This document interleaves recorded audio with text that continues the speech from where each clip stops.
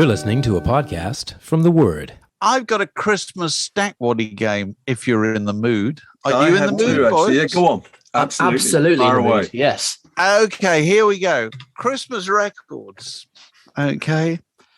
One of these did not exist. Oh, that's exactly what I've prepared. I was wrong. We're not the same one, so go on. Yeah. Okay, right. Here we go. Are you ready? The Proclaimers, Christmas in Fife. Christmas at Ground Zero by Weird Al Yankovic. Cherry Cherry Christmas by Neil Diamond. Christmas Blues by Canned Heat. And Kissing by the Mistletoe by Aretha Franklin. Ooh. One of those. Oh, God, I would those. hope that it's somehow, I'd hope it was Weird Al Yankovic, because that seems an extraordinarily bad taste. The rest seem completely plausible. I'm sure the Proclaimers one existed. Go on. Alex, what do you think? What do you think, Alex? You know, I'd be inclined to swing towards Weird Al as well.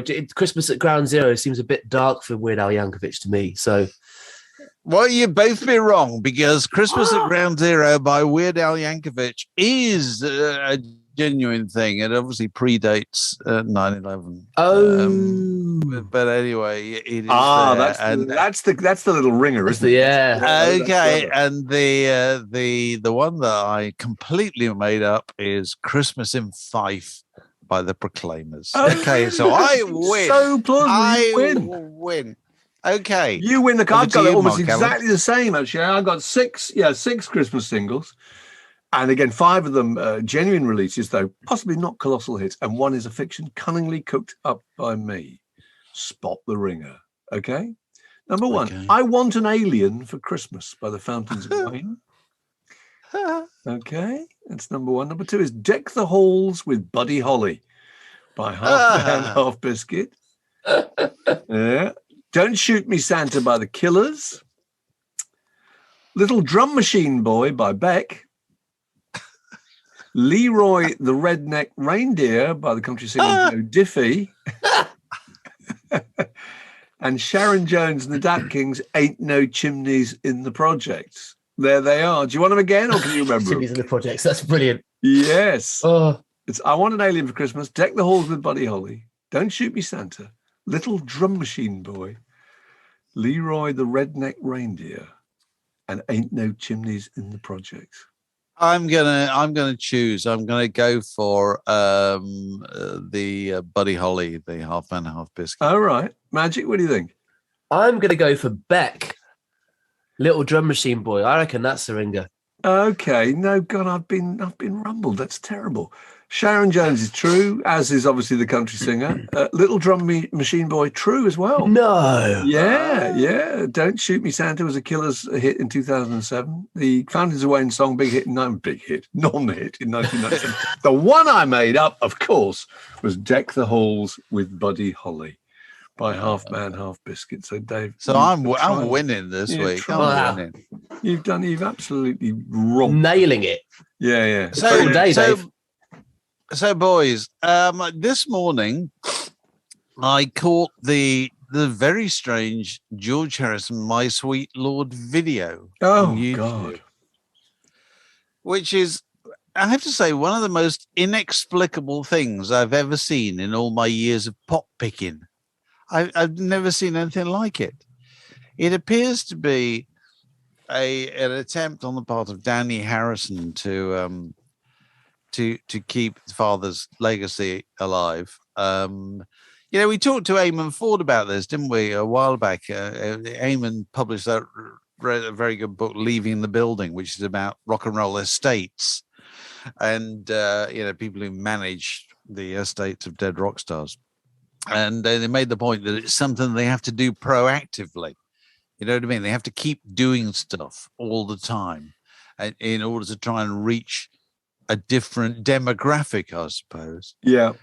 And that's the only possible explanation I can come up with for this, which is just a load of people that you kind of half recognize, from Saturday Night Live or whatever, mooching around a cinema in Hollywood while George Harrison's My Sweet Lord plays. There's I mean, absolutely no logic to it at all, is there? I mean, I recognise Ringo Starr, obviously, and Joe Walsh, Olivia Harrison, Darnie Weird Al Yankovic. Weird Al Yankovic again, exactly. And Jeff I think Lynne. Mark Hamill is Jeff Lynne. Mark But I mean, Hamill. beyond that, they're kind of American TV stars that we don't normally recognise instantly, and it has absolutely no logic. There's no meaning to any of it. It's got nothing to do with the sentiment of the song, which is a lovely spiritual sentiment. It's just a load of people looking for something which they don't find. Oh, it's rotten. It's a shocker, isn't it? Well, It is right. Go on, Alex. I'm in the middle of watching an infinite number of TV shows and films about the multiverse, and that make absolutely no sense at all. So for me, it was like catnip. I saw Mark Hamill and Taika Waititi, and decided, I like this automatically. And that was it. That was me gone. I'm a simple soul. What can I say? I'm a complete mug, so I kind of liked it. But I can see why you don't. The credits at the end of it are longer than the credits on Lawrence of Arabia. It's unbelievable how many people were involved in this thing. How much lunch was had in the course of making this film. You get the impression that Darnie Harrison, who's the kind of, and bless him, a splendid fellow, who's the kind of exec producer, I think, isn't he? Has had the idea, and everyone's gone, great, of course, a 50th anniversary celebration of My Sweet Lord. What could be a better idea? Done by his own son. But no one's got the heart to say, this isn't really working, And also, 50th anniversary, it's 51st, really, right now, because that came out at the end of 1970. Oh, right, it did, didn't it? You're absolutely right. Yeah, it was the number one sort of Christmas. Can I ask you guys a question? Go on. Apart from this question. When you see Ringo, is the first thought that immediately pops into your head, he looks well? He did. I mean, he's 80, isn't he, Ringo? He is. He's 80 years old.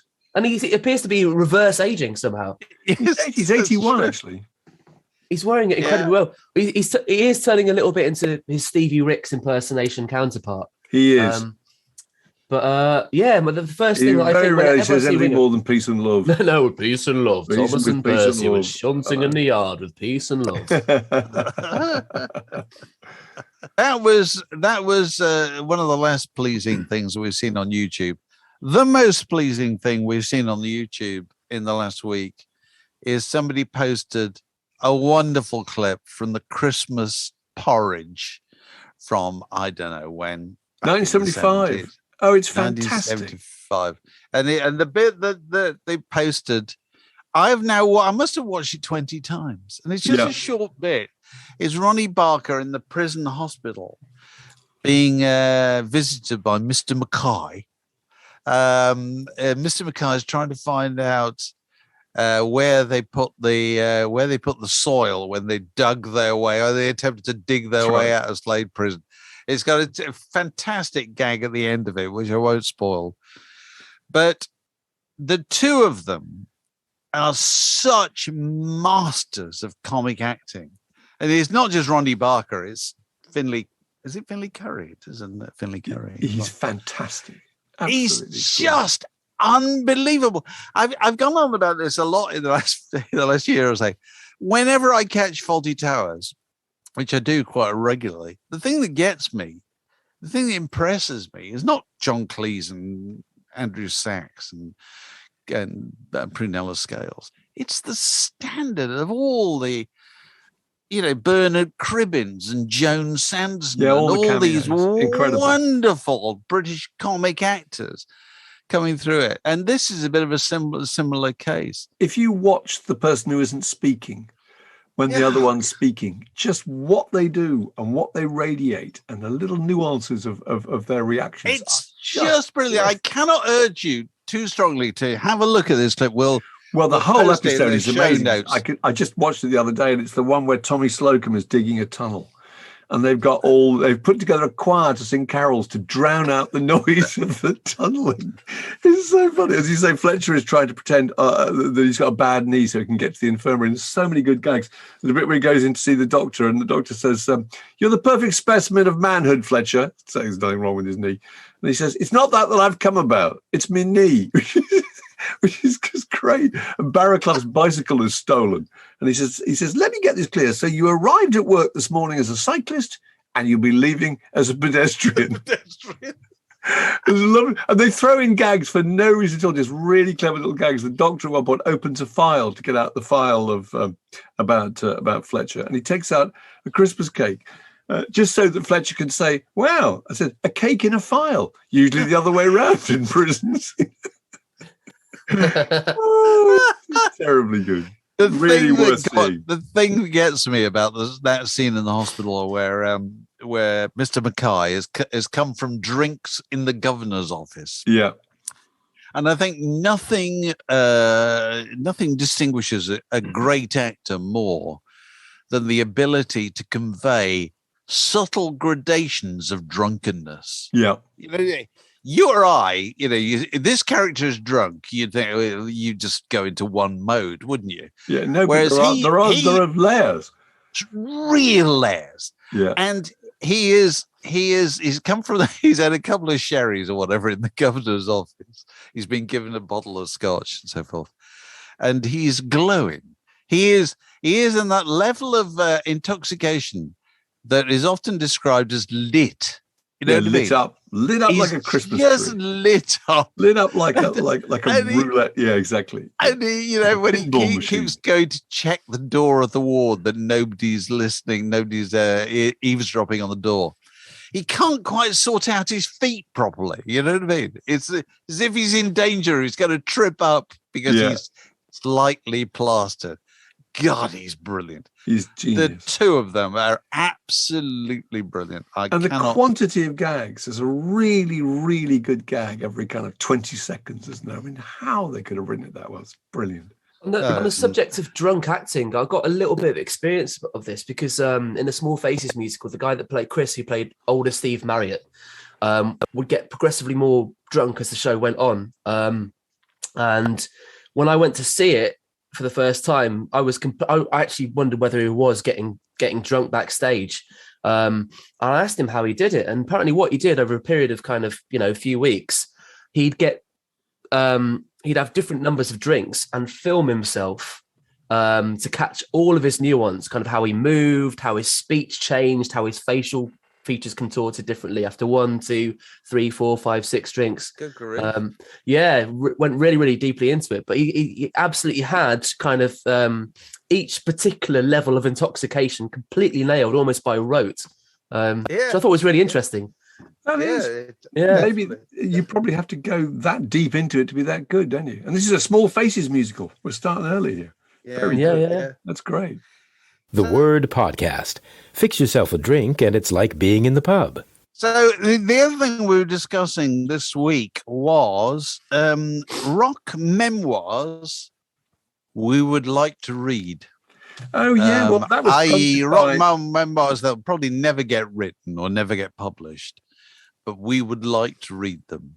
Well, that was initiated, wasn't it? We were talking about how good John Cooper Clarke's one was, which is absolutely brilliant, came out this year.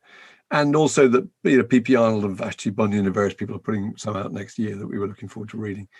And it struck me that the best memoirs are by very funny, observant, clever and affectionate people who have no axe to grind. They're not settling any scores. They're just telling the story and telling you what they learned from it and putting you in their position so you can live their life. Donald Fagen's Eminent Hipsters, really good example. That's a fantastic book, isn't it? About a life on the road. And Viv Albertine's amazing book about punk rock, which I think is brilliant. I'd like to read Allison Moyet's memoir. She's never written it. She's a card, isn't she? That'd be a rollicking tale. It would. Ian Anderson, Jethro Tull, surely, although crippled by the notion that that he deserves more acclaim, he's had a fantastic story. He's a very bright and very funny guy. Randy Newman.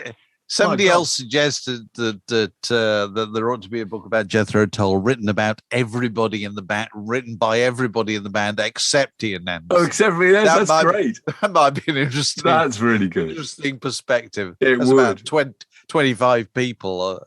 He's been the one ever present. I think Randy Newman would be brilliant. Randy, really fun. Well, that's clearly never going to happen. Never going to happen. Nick Lowe, I mean, there's a great biography by Will Bircham of Nick Lowe, but Nick Lowe's own version telling those stories would be incredible. He's a phenomenal storyteller. Nick Lowe would be Robert Plant still hasn't done his autobiography, but I imagine he would be very wary about. I don't know. He'd probably be rather reserved. Noel Gallagher. He will never do it. Robert No, he Plant, never will. He will never do it. And sadly, Go on, normal Noel. Joni Mitchell, which is kind of that's just not going to happen now because that's a fantastic story. But Noel Gallagher would be hilarious, I think. But the one I'm really looking forward to, and we must mention some of the ones because you tweeted about this, it was Neil Tennant. Because Neil Tennant, I've even got a title for it, Dave. Au contraire. Is what Neil always used to say whenever he wanted to disagree with you. Au contraire. And he'd tell you something. He is so funny. Everything in his life. Again, somebody doesn't have a chip on his shoulder, had a great deal of success, had a wonderful time.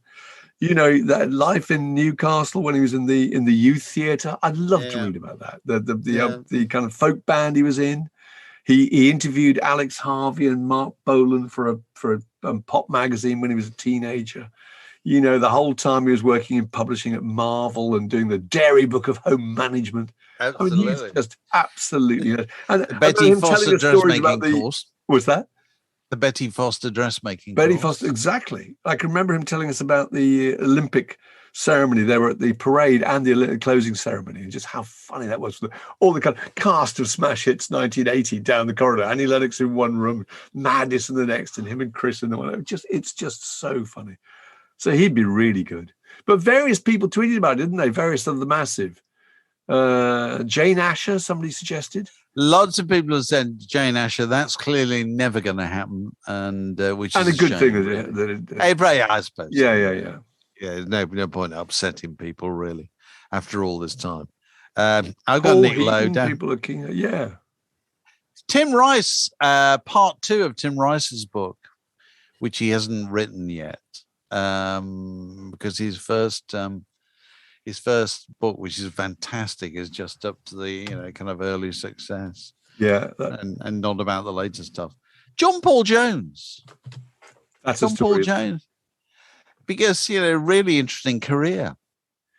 Really interesting career. That kind of came from singles in 1962, wasn't it? Yeah, Tony Meehan and all that.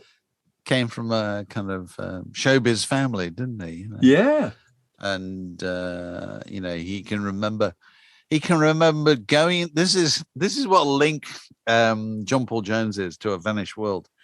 Back in the 40s, 50s, and early 60s, musicians in London wanting work would go once a week to Archer Street in Soho, where the musicians' union office was, which is where they get paid for last week's jobs. And they would all just stand about, exchanging gossip and trying to find out where the next gigs were. And I think John Paul Jones got his first gig by going down to Archer Street and talking to Jet Harris, formerly of the Shadows, and getting a job in Jet Harris's touring band. Which is I love that kind of stuff. That's a real link with the vanished world. And he's done all sorts of things. Clearly, he's never going to write it, but I've been really interested.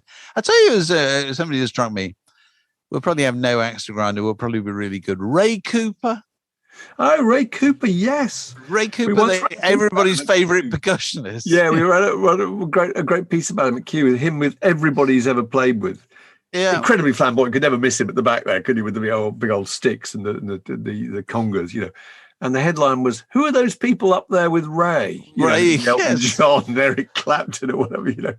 He just that's has a good story knack of getting on with people. Yeah. Another one that's never going to happen, which is sort of a shame. Petula Clark. Oh God, that'd be good. Child star. Yeah, in the 1940s. She was a star. Still with 12, us now, wasn't she? I think. Yeah, unbelievable. Yeah, unbelievable.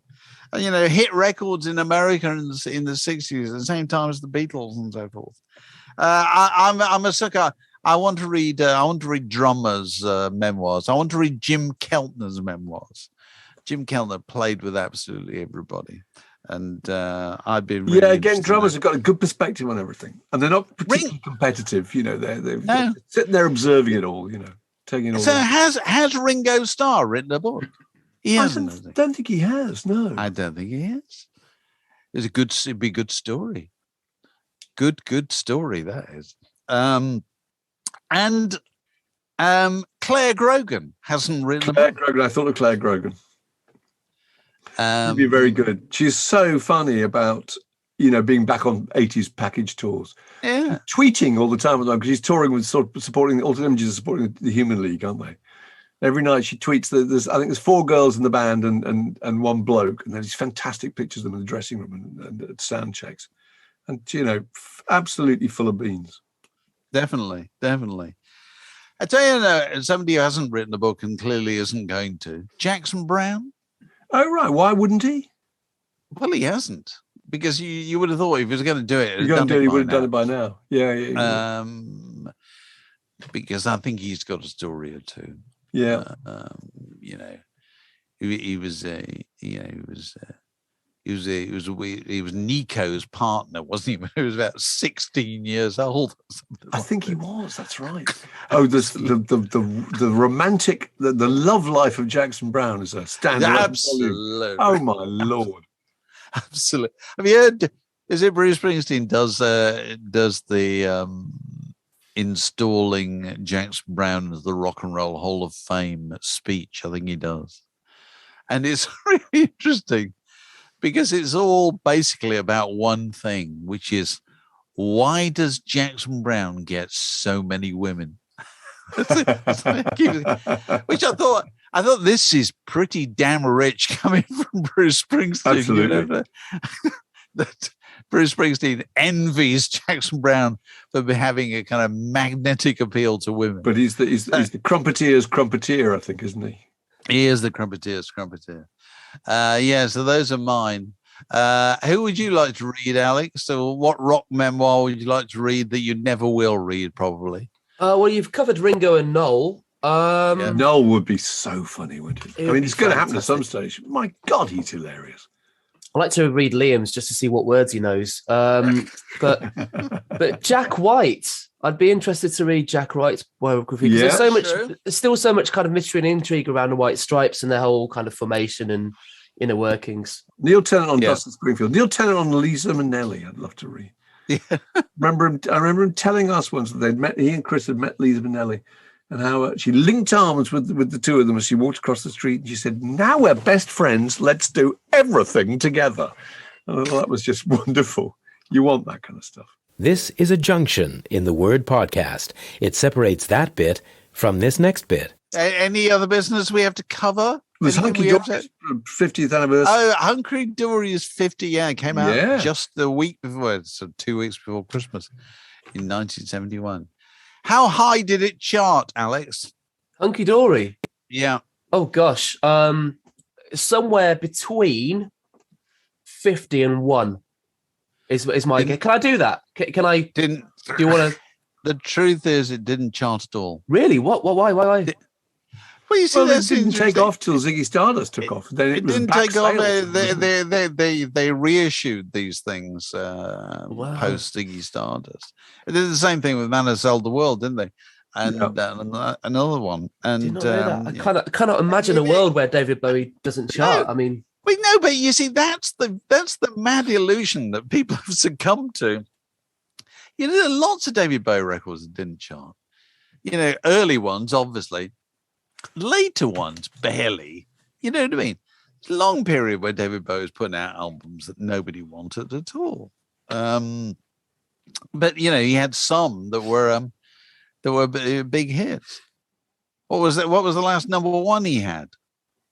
Let's Dance. Yeah, probably, wasn't it? Yeah. Yeah, you kind of forget that around the time of Hunky Dory that he wasn't that well known, was he? And he was writing. He was a one-hit working wonder. Songwriter, hoping that he demoed them and tried to get other people to cover them, didn't he? He was a one-hit wonder. He was a one-hit wonder, and nobody knew what to do with him. Space Oddity had been a hit in '69, and then it kind of nothing had happened subsequently.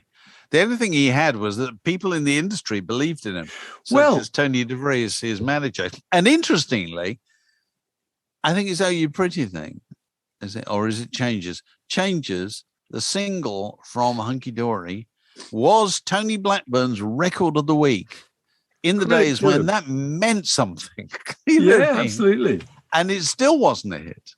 You know, so it wasn't that he didn't have support; he did.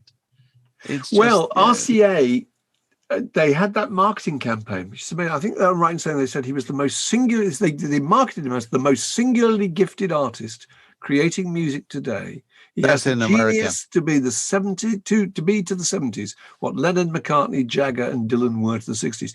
Weirdly, kind of prophetically true. But don't you think that's an extraordinary high risk tactic to take? Well, that's in the States. They didn't do that here.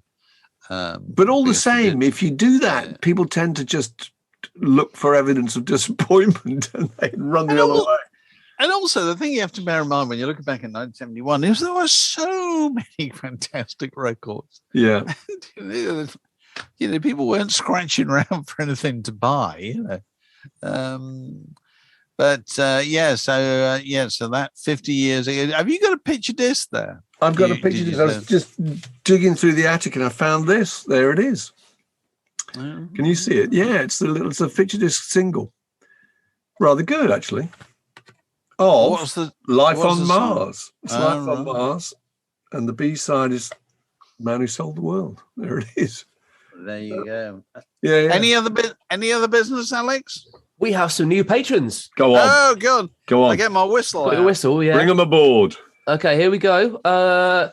We have Howie Dodds, Good man. Welcome, Howie. Splendid.